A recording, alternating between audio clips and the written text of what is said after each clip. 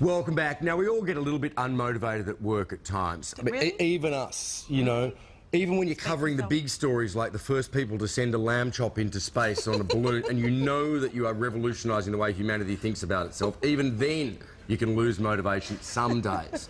But have you ever considered being selfish, scared and stupid might be the key to being more productive? Yep.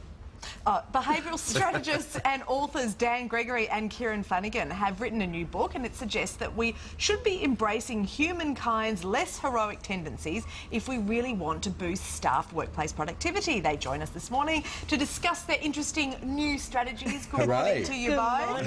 Welcome. Thank you.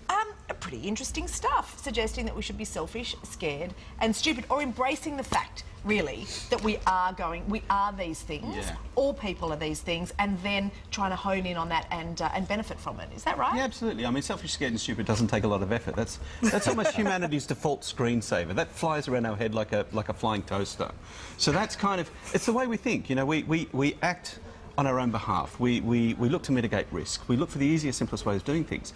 And that's actually been a survival skill. It's why we survived as a species, but it just doesn't sound very good. Yeah, there's a story that I read that you've quoted of a German general who basically appointed underlings who he felt were lazy but smart because the lazy person will find the simplest way to do something. Is that what you're sort of encouraging bosses to go for here? Yeah, we're always saying to them, just think carefully about how you see laziness. You know, laziness has a really bad reputation. And we say, well, hang on a second, lazy mindset actually looks for the simplest, easiest way to get things done. And if you think of how much change we have to deal with at the moment, we need to rethink our systems, because our current systems don't work. And a diligent employee often will be unconscious to the system. They just do what they should. Yes. Right. And make it perhaps too complicated. Well, they just don't question it. Yeah, right. So we can make it shorter and simpler. A lazy person goes, how do I get this done in half the time? How do I get a result and do less work? So, we've covered a little bit the selfish. We're all self-motivated, so you have to offer us incentives, you know, the personal incentives if you want us to work well. You know, we look for the shortcuts if we're creative enough to be able to think about them. What's the scared bit?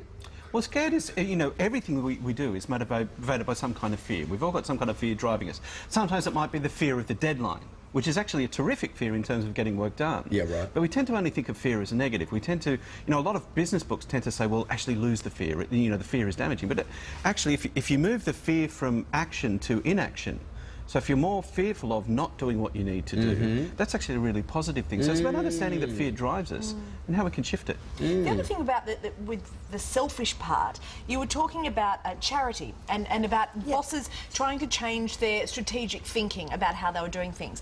And that often if you're just asking people for money, just for money to help a charity, people won't give it. However, something like the Ice Bucket Challenge has been a phenomenal worldwide success because it taps into people's innate selfishness. It gives you something to do. Yeah, and most people don't know what ALS is. They don't know it's a neurodegenerative disease of the brain or the stem cells or whatever it is. And most people don't know that, but it didn't matter. Because what, you're going to have a solution to that problem in your drawer? The average person isn't going to. So what they need is funds to fund research. So putting something in it for people, which is, here's a fun challenge for you to go out and do, share with your friends, make it social. It's an online chain letter, essentially, that raised more money than any charity campaign. So it's selfish because it's fun and because it's sort of self-promoting. It comes from a stupid position because it's nice and easy. Is there any fear involved in that?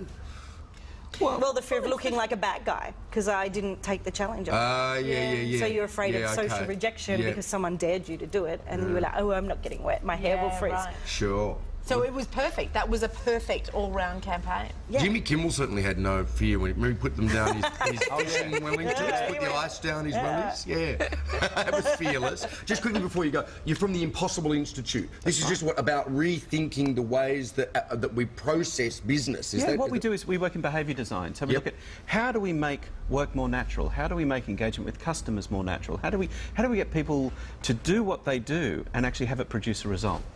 Okay, terrific. Oh, Dan and Kieran, it is a delight to see you both this morning, and thanks for bringing your book in.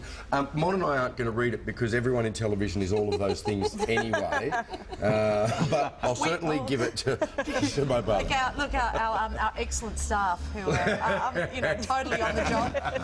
We are all selfish, scared and stupid. You are so right. And Dan and Kieran's book is in bookstores now. Thanks, team. Cheers. You're great. Thanks. Are they listening? No. Jacob's the only one who's listening. I know. Look at him. You know? Jacob's always onto it.